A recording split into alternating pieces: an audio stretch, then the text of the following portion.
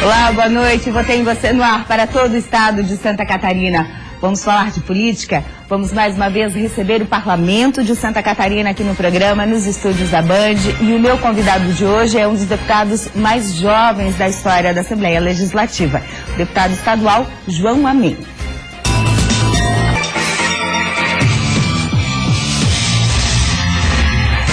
O deputado João Amin, que na verdade tem 34 anos de idade, estará completando 35 anos na semana que vem. Partido Progressista, foi eleito deputado estadual com 34.666 votos. Mas João Amin já foi vereador da capital, já foi vice-prefeito da capital e agora recentemente eleito deputado estadual. Deputado, boa noite, um prazer recebê-lo aqui na Band. Boa noite, Elaine, boa noite a todos os nossos telespectadores. É um prazer estar aqui no seu programa, podendo dar satisfação às pessoas que acompanham a vida política de Santa Catarina.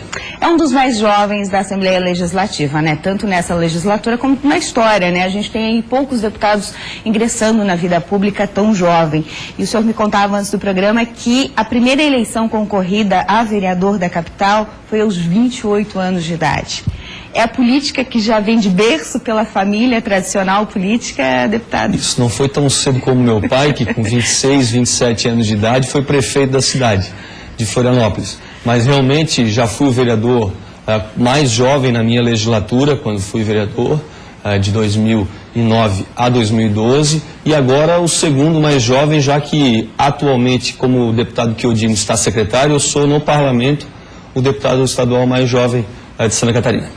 A política veio por vontade própria ou veio aí com uma certa tradição de família? O senhor, né, é filho de Espiridião Amin, já foi governador do estado por 2 vezes, senador da República, hoje é deputado federal. Aliás, o deputado federal mais votado na última eleição em Santa Catarina, não é?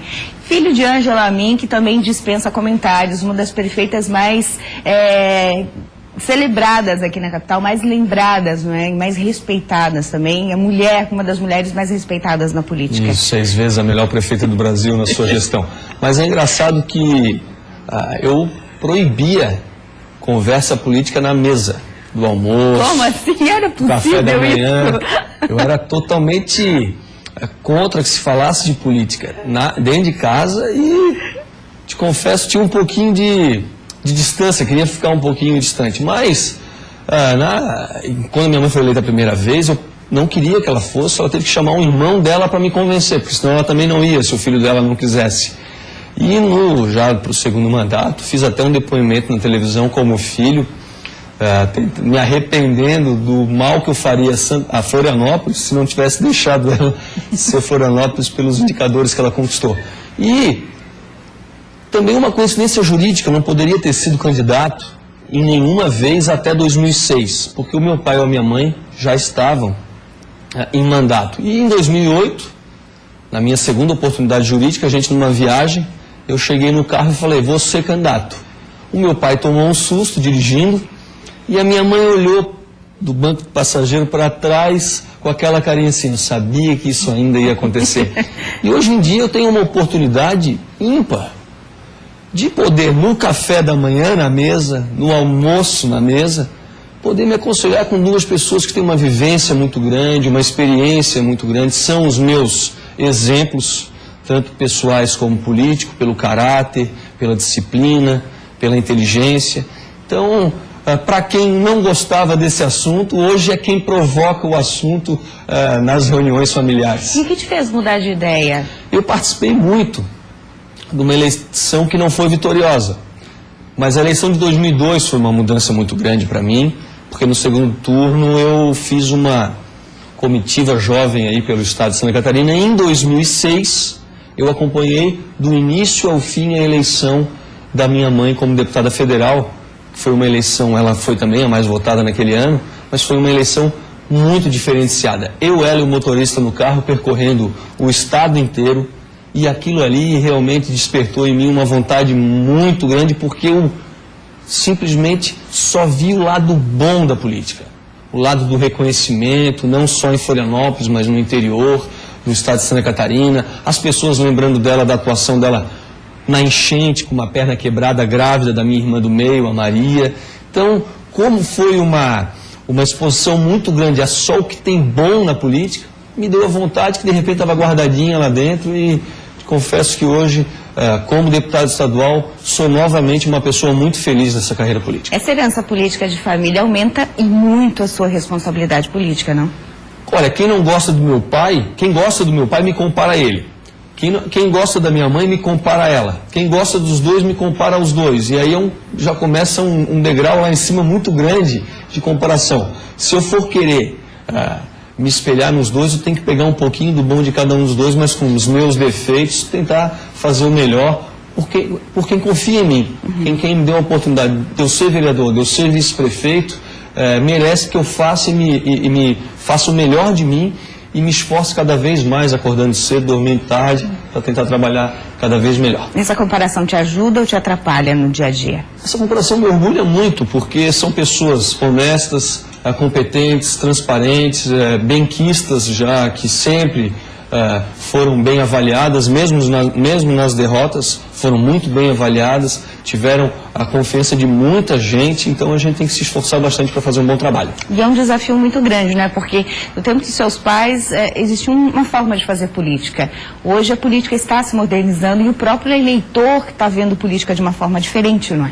Com certeza, nas primeiras vezes que eles se elegeram não se falava, não existia mídia social, a comparação, a cobrança do político era totalmente diferente e eles se adaptaram a essas mudanças muito bem. Eu já comecei numa fase bem mais recente, por isso que a gente tem cada um com o seu estilo. Dona Ângela disciplinada, o meu pai muito inteligente, muito conciliador. Eu pego um pouquinho dos dois, tento fazer o João Amin da melhor maneira, sempre tendo a confiança, até porque 3 eleições, fui 3 vezes eleito, então é uma responsabilidade muito grande para trabalhar muito por quem confia na gente. E o importante também salientar que, embora a família seja de Florianópolis, o seu trabalho enquanto deputado vai refletir o estado todo, não é, deputado? Perfeito, até os assuntos que a gente tem levantado, a votação que eu tive em Timbó, a votação que eu tive em São Joaquim, são votações muito expressivas que, obviamente, o meu reduto é a Grande Florianópolis, eu sou daqui, moro aqui, fui eleito 2 vezes antes aqui, mas agora num trabalho por Santa Catarina, a gente tem que fazer um trabalho bem amplo para merecer novamente a confiança dessas pessoas que, mesmo me conhecendo não muito no interior de Santa Catarina, me deram a confiança dos votos e agora a gente vai ter que fazer por onde para não frustrar as expectativas que gerou a nossa votação. E espera um retorno, não é? Com certeza. Nós vamos para o intervalo comercial, depois do intervalo a gente começa a falar desses projetos, então, que o deputado João Amin propõe para todo o estado de Santa Catarina. No instante só e a gente já volta.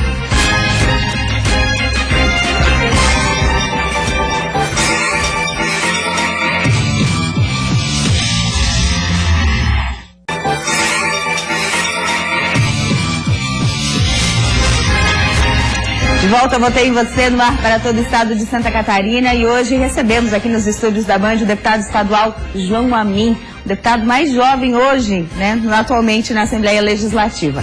Com projetos de lei propostos pelo gabinete do deputado João Amin, a gente separou 2 aqui para apresentar para você nesse bloco. O primeiro deles, o 122 de 2015, trata dos procedimentos e punições que devem ser adotados pelo órgão de saúde no combate à proliferação do Aedes aegypti e mosquito da dengue. Aliás, esse assunto é preocupante, não é, deputado? Mas o que muda na prática essa lei proposta aqui para os agentes no dia a dia? Olha, é uma doença que era para estar erradicada no Brasil há muito tempo. E com essa proliferação, infelizmente, esse momento que vive o país, com muitos casos de dengue, o Vale do Itajaí é bem afetado com relação a isso, a cidade de Itajaí também. Por isso a gente pretende dar mais autonomia aos profissionais de saúde no estado de Santa Catarina, vinculados à prefeitura, principalmente, dando autonomia a eles, para fazer o trabalho, cobrar da população e também penalizar, poder adentrar em instituições, em instalações privadas, públicas, particulares, para que eles tenham, entre aspas, um poder maior no combate a essa falta de atenção que muitos órgãos propriamente públicos têm. Então a gente tem que dar a essas pessoas autonomia. E se a desconfiança que um profissional desse tiver não for sanada, em 7 dias, dá a esse profissional a condição de adentrar com profissionais da área para tentar erradicar algum possível foco de dengue, de proliferação do mosquito no estado de Santa Catarina. Por isso a gente pretende dar mais autonomia, é um assunto que é nacional hoje, vários estados, várias cidades do Brasil vêm passando por esse problema e a gente tem que dar mais autonomia, mais força para os fiscais. Ontem, há alguns dias atrás, na Assembleia Legislativa, a gente teve um encontro de todos os profissionais da Vigilância Sanitária do Estado na Assembleia Legislativa, representando o Estado inteiro, e foi também assunto nessa reunião que ocorreu desse projeto que foi realmente balizado por esses profissionais. Bom, na prática, o projeto vai facilitar aos fiscais entrar nesses lugares sem uma ordem judicial, porque a ordem judicial também demora bastante, às vezes demanda de outras investigações, o juiz não vai dar uma ordem judicial de qualquer jeito. Perfeito, não depender de liminares, de ordens judiciais pontuais. Facilitar a vida. Facilitar a vida de quem quer o melhor para a nossa vida, quem não quer que a gente pegue dengue, quem está combatendo a proliferação dos mosquitos, alguma água parada, alguma situação assim. Eu tenho um amigo particular, por exemplo, que pegou dengue fora do país e foi muito bem atendido pelos profissionais da Vigilância Sanitária em Florianópolis. Um acompanhamento, fiscalização, tiveram na casa dele, fizeram uma ampla verificação, mas ele até provocou isso porque ele veio do exterior com dengue. Agora, quem não sabe que tem, mas mora numa região que, pelo monitoramento que os profissionais fazem, pode ser foco, até por falta de conhecimento, tem que facilitar a vida desses profissionais que querem o bem da saúde pública. É verdade. E lembrando uma coisa que é importantíssima, o deputado está fazendo a parte dele, o parlamento faz a sua parte, os fiscais fazem a sua parte, mas você em casa tem que fazer a sua também, né? Não adianta lei, não adianta fiscalização, não adianta penalidade se você em casa não fazer a sua parte. E a gente tem mostrado aqui na Band muitas reportagens, então o dever de casa tem que ser feito também pela população, né, gente? Vamos ver mais um projeto de lei proposto pelo gabinete do deputado João Amin, é o 47, também de 2015, dispõe sobre a flexibilização do horário de trabalho de servidores responsáveis por pessoas com deficiência. Rapidamente resumindo o objetivo central desse projeto aqui, vai valer só para quem é funcionário público estadual, deputado? Olha, a gente espera que, se essa lei for aprovada e tivermos bons exemplos, e eu garanto que vamos ter, em algum organismo estadual do estado de Santa Catarina, quem sabe a iniciativa privada também possa copiar. Agora, a flexibilização não quer dizer que o trabalhador, que o servidor público vai deixar de trabalhar. Mas se por algum momento ele precisar ir de manhã ou à tarde acompanhar o seu filho, o seu parente que vem sendo atendido por algum profissional de educação física, algum profissional psicológico, qualquer tipo de atenção médica que a criança, o adolescente ou até um adulto com deficiência tiver, ele possa compensar essas horas que ele estava acompanhando o seu parente em outro momento, seja fazendo uma hora extra no dia de semana, final de semana, depende de cada situação. Mas o mais importante, o deficiente que tem esse acompanhamento, ele obtém mais resultados, um resultado mais rápido, um resultado com acompanhamento de algum parente. Então, dar oportunidade ao deficiente de ter uma pessoa que ele confia, que ele quer bem, ajudando a sua recuperação, para que ele possa ter um desenvolvimento mais rápido na deficiência que ele tiver. Independente da deficiência, ele poder ter um acompanhamento diferenciado. E, com certeza, quando está o seu pai, esse resultado acontece mais rápido. Tá certo, esse projeto de lei já tramita em comissões, né? Isso, já está em diligência, esperando a resposta do Executivo, e a gente espera que seja positiva, pensando sempre nas pessoas com deficiência. E quem sabe a iniciativa privada não possa copiar. Tá certo. Bom, a gente vai para mais um intervalo comercial. Depois do intervalo, a gente vai falar de dois temas muito importantes. Algumas obras que estão acontecendo aqui na capital, Ponte Hercílio Luz, algumas SCs, enfim. E vamos falar sobre terrenos de marinha, um assunto muito importante e polêmico atualmente no Brasil. A gente já volta no intervalo.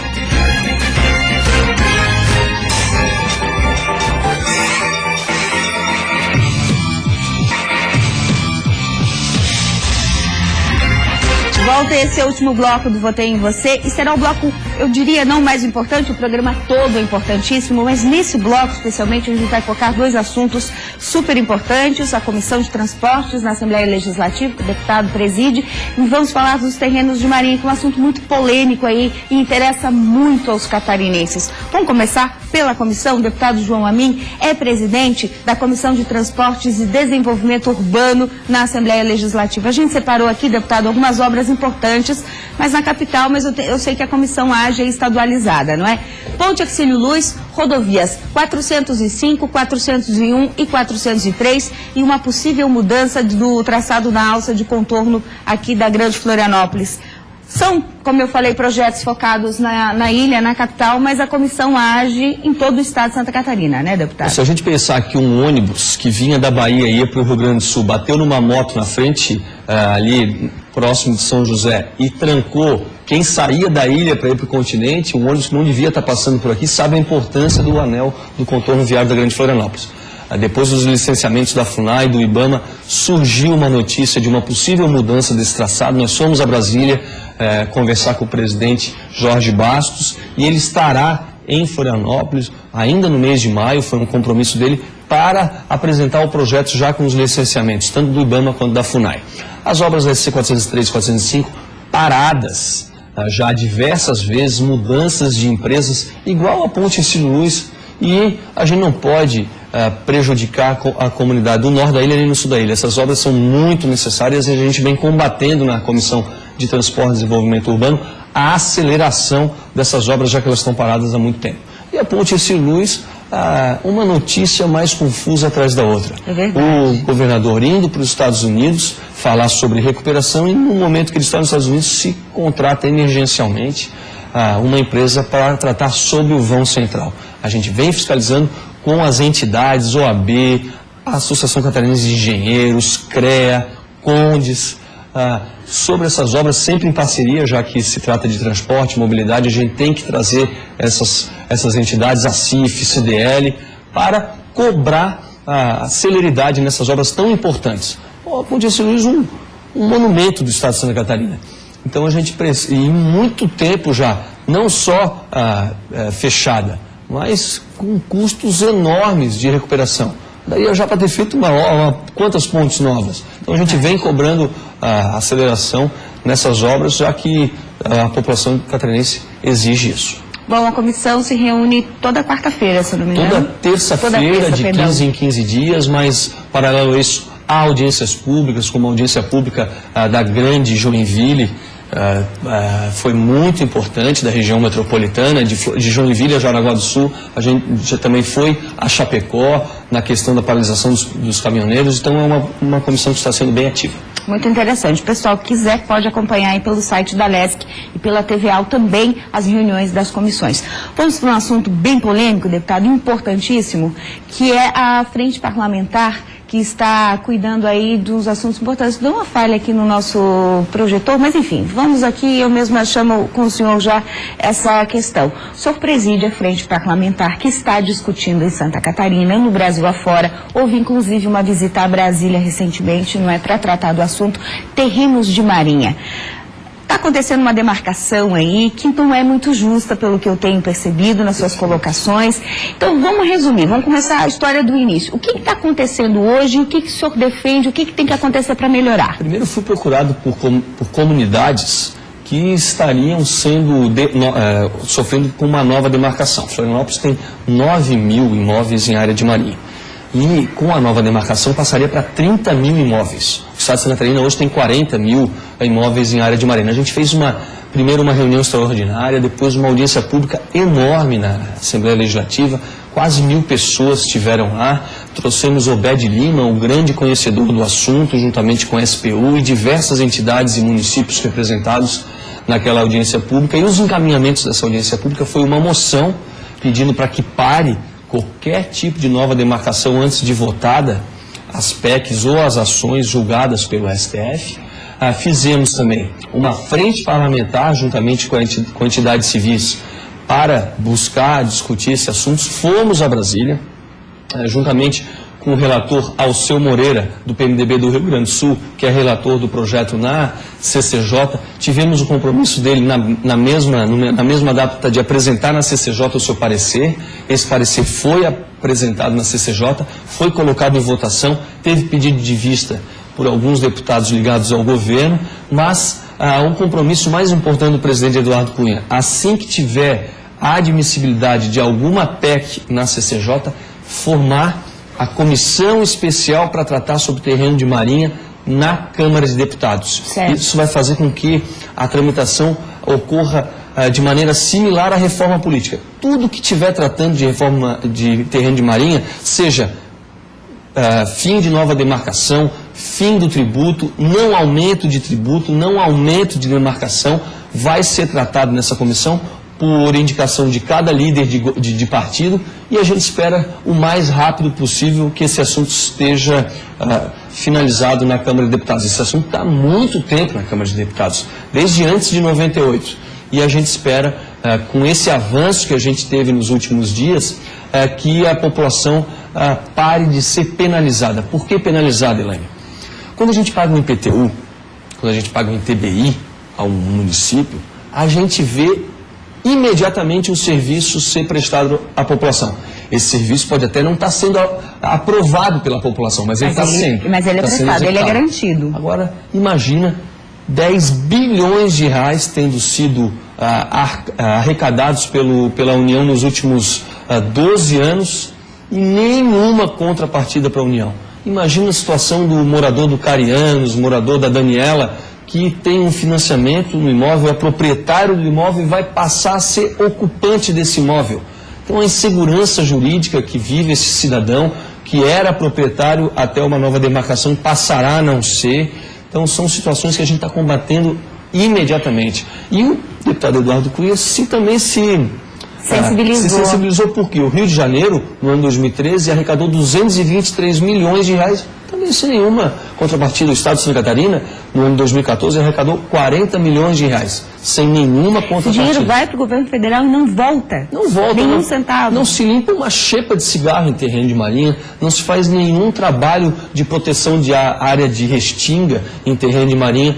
Nada em contrapartida. Deputado, e essa demarcação que está acontecendo, o que ela muda na prática se ela continuar na vida de quem mora em terreno de marinha aqui em Florianópolis e nas praias aí pelo estado afora? Muda muito. Já está mudando porque está causando um transtorno muito grande. As pessoas que ouviram falar que a sua propriedade vai ser terreno de marinha não estão conseguindo buscar as informações no SPU. Agora o meu gabinete está conseguindo, o nosso gabinete está conseguindo disponibilizar às pessoas novos mapas, novas áreas de demarcação. Só no bairro do Cariano são 1.600 famílias que vão ser atingidas. A comunidade da Daniela também é muito atingida. E o trabalho que está sendo feito há 7 anos para o SPU, a população, o cidadão, vai ter apenas 10 dias para se defender.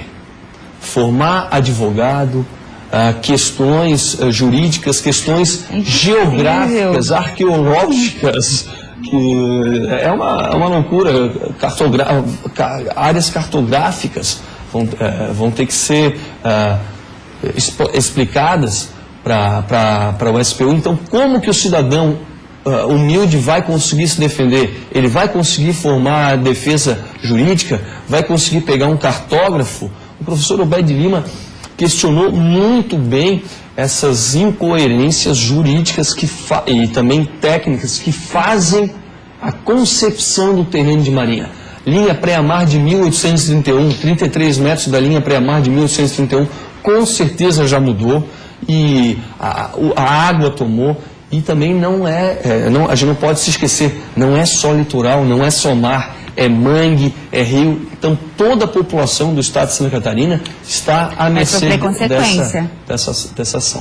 Deputado, por ser uma matéria federal, né, a gente está falando aí de governo federal, realmente são as PECs, né, as proposições de emenda constitucional que vai mudar isso. Não poderia esquecer também de dizer que eu entrei com uma ação popular para acabar com a nova demarcação, a questão de ilhas que já são propriedades da União. e também novas demarcações que não podem ocorrer. O que o senhor propõe? Que essas PECs que estão tramitando no Congresso sejam agilizadas, sejam apreciadas? Primeiro, elas têm que ser todas juntadas para serem discutidas. Uma matéria que todos possam entender também. Acabar essa confusão jurídica, que uma PEC fala uma coisa, outra fala outra. Florianópolis é uma situação muito parecida com Vitória, mas os outros moradores do estado são uma questão diferente, porque não estão numa ilha, não fazem parte da União.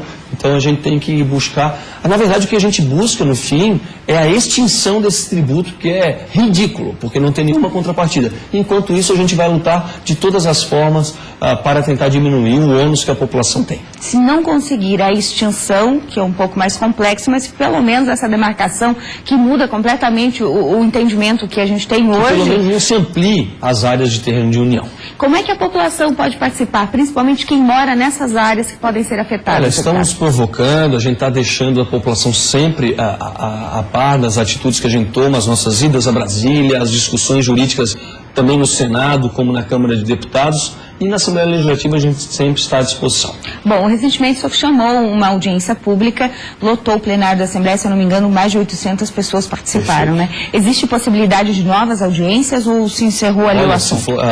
Já temos uma marcada para Joinville, sem data definida, mas já aprovada pela comissão, e a gente espera fazer isso no estado inteiro. Bom, a audiência pública é uma ferramenta fundamental para a coletividade. Gente, quando a gente ouve aí falar que vai ter audiência pública, você aí no seu município, caso agora, nesse assunto específico de terreno de marinha, que o deputado acabou de falar que vai acontecer numa em Joinville, é fundamental que a população aproveite essa oportunidade e participe, não é, deputado? Com certeza, a participação da população faz com que a nossa pressão aumente na busca pela extinção desse tributo ridículo que a população de Santa Catarina e do Brasil já vem pagando há muito tempo. Tá certo. Deputado, nosso tempo acabou, mas quem quiser mais informação pode acompanhar aí pelo site da Assembleia e pelo gabinete do deputado João Amin. Obrigada pela presença aqui na Band, deputado. Muito obrigado, Helene. Olha, excelente o seu programa, estamos sempre à disposição.